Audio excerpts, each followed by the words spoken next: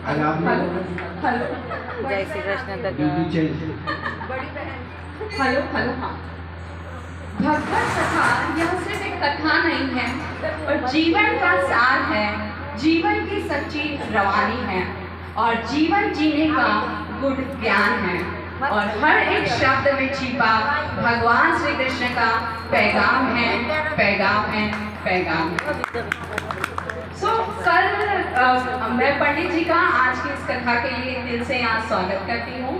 कल पंडित जी ने एक बहुत ही अच्छी बात कही थी कि जैसे ही 6 या 7 डे आता है हमें बड़ी बेचैनी होने लग जाती है कि अब हम करेंगे क्या। तो पंडित जी के लिए तो शायद बहुत सारे रास्ते हैं, बहुत सारी अलग अलग जगह कथा करने जाना है, पर हम सब ने जिन्होंने इन कथा को सुना है हमारे लिए तो बहुत बड़ा काम अभी शेष है। हमने तो सिर्फ कथा को अभी तक सुना है, पर हमें इसे जीवन में अपनाना कैसे है वो काम अभी शेष है। क्योंकि कथा सिर्फ सुनने से उसका इतना प्रभाव नहीं पड़ेगा जितना हम उसे जीवन में अपनाएंगे और भगवान श्री कृष्ण का हर एक शब्द जीवन में अपनाने की कथा है। तो ऐसे कुछ चीजें जो कल मैंने पंडित जी से सुनी और मुझे बड़ी पसंद आई, वो सिर्फ वो थोड़ा सा मुझे लगता है कि वो क्या ऑफकोर्स मुझे भी और हम सभी को भी उसे अपने जीवन में लाना चाहिए। तो सबसे बड़ी बात जो उन्होंने कही थी कि कैसे भगवान जो है वो मैदान से छोड़कर भागे थे और उनका नाम रणछोड़ हुआ, या फिर बहुत लोगों ने उनको अलग अलग नाम दिए कि पगोड़ा या इस टाइप के। अब ये जीवन की बहुत बड़ी सीख है हमारे लिए कि जब मानवता के कल्याण की बात आती है तो शायद दुनिया हमें कुछ भी नाम से पुकारे, हमारे लिए कुछ बुला बुला भी कह सकती है, हमें अच्छा भी नहीं कहेगी, लेकिन जब हमें पता चल रहा है कि ये चीज मानवता के कल्याण के लिए है तो हमें दुनिया की बातों में न आते हुए सच्चे कर्म की तरफ बढ़ना चाहिए, क्योंकि सच्चाई आज न कल तो सामने आएगी ही आएगी। तो आई थिंक ये बात हम सभी ने सिर्फ लोगों के कहने से हमें नहीं कहना है कि ये काम हमें करना है या नहीं करना है, बस हमें अपना कर्म निभाना है। और जो दूसरी बहुत ही प्यारी बात पंडित जी ने हमें कही वो ये बात कि काम काज तो हम सभी करते हैं और ऑफकोर्स करने चाहिए।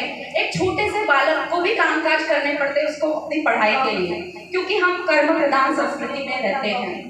लेकिन जो कर्म हमें दिया गया है उस कर्म का पालन हमें कैसे करना है। हर एक इंसान को कोई ना कोई कर्म दिया ही है, एक बड़े मकसद से पैदा ही किया गया है। कुछ लोग इस मकसद तक पहुंच पाते हैं और जो पहुंच पाते हैं उन्हें जीवन का बहुत आनंद मिलता है। और सबसे बड़ी बात, जब हम कोई भी कर्म कर रहे हैं तो पंडित जी ने क्या कहा, जब काम काज को आप राम काज में बदल दो। इसका मतलब एग्जैक्टली ये चीज मतलब जो मैंने समझी कि जब आप कोई भी कर्म कर रहे हो तो आप उस कर्म को ये समझ के मत कीजिए कि ये मेरा है, ये समझ के कीजिए कि ये प्रभु की इच्छा से आज मैं कर रही हूँ। तो आज सपोज अगर प्रभु मेरे सामने खड़े हैं तो मैं इसे कैसे करूँगी? क्या मैं किसी को कहूँगी कि हाँ मैं 10 मिनट में आ रही हूँ और मैं आधे घंटे तक घर में ही बैठी हूँ? तो अगर प्रभु मेरे सामने हैं तो मैं इसे कैसे करूँगी? और जब हम इसको हर चीज को जोड़ देते हैं अपने राम राज से कि ये उनकी इच्छा से मैं कर रही हूँ, तो हमारा कर्म भी बदलेगा और हमारा फल भी बदलेगा। और जो तीसरी बहुत ही इम्पोर्टेंट बात जो मुझे समझ में आई है वो बताती हूँ कि भगवान श्री कृष्ण को जो भी मिला उन्होंने खुशी खुशी स्वीकार किया।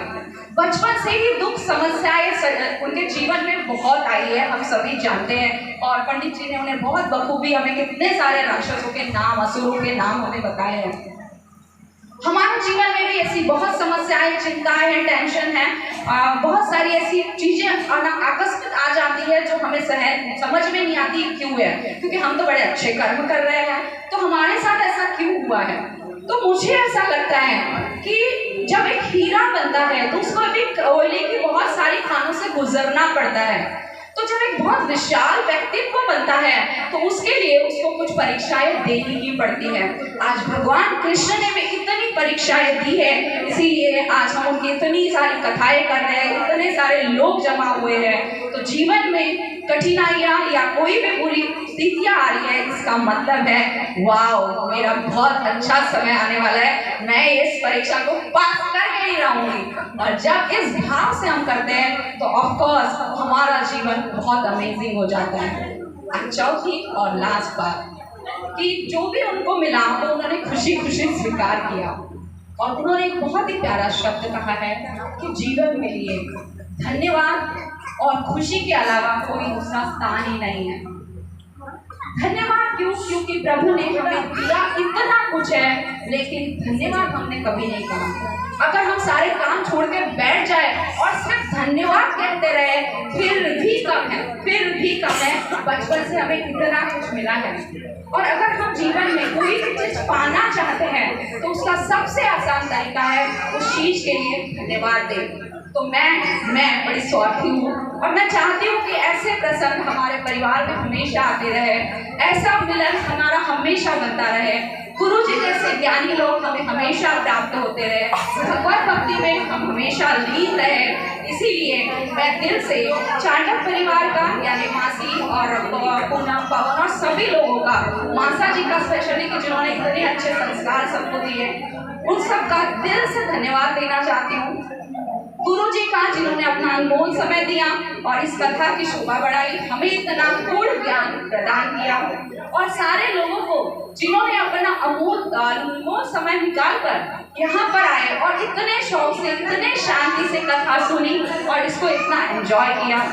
यहाँ पे बैठे हुए सभी लोग जिनके वजह से शायद म्यूजिक सिस्टम नहीं होता तो हमारा मजा उतना नहीं होता, उनको मैं बहुत बहुत दिल से धन्यवाद देना चाहती हूँ। और प्रत्यक्ष अप्रत्यक्ष रूप से जिन भी लोगों ने इस प्रोग्राम की शोभा बढ़ाई है, मैं उनको दिल से धन्यवाद देना चाहती हूँ। Thank you so much.